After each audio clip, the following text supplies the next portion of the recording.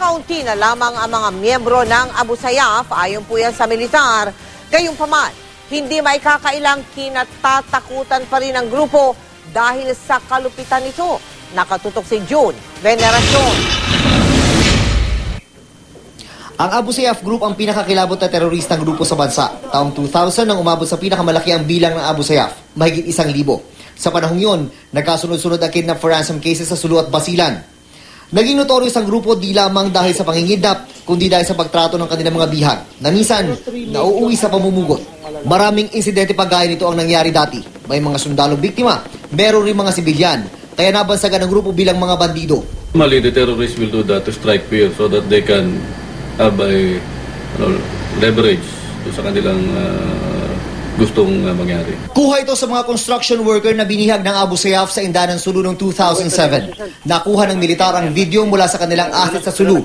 Tumangging magbigay ng ransom ang amo ng mga trabahador, kaya hindi na sila binuhay pa. Pinadapa muna ang mga biktima at pinagbalupitan. Pero dinig pa na parang nagsasaya ang mga namugot na Abu Sayyaf. Pero makalipas isa-isang masukol at mapatay ang mga lider ng grupo, ayon sa militar, limitado na lang sa Sulu ang kuta ng pinakamaraming bilang ng Abu Sayyaf. Sa tala ng Western Mindanao Command, nasa 250 ang Abu Sayyaf sa Sulu, lahat armado. Hindi sila kasing aggressive nung dati. And probably siguro because of our actions there. And we have already established a good rapport to the population.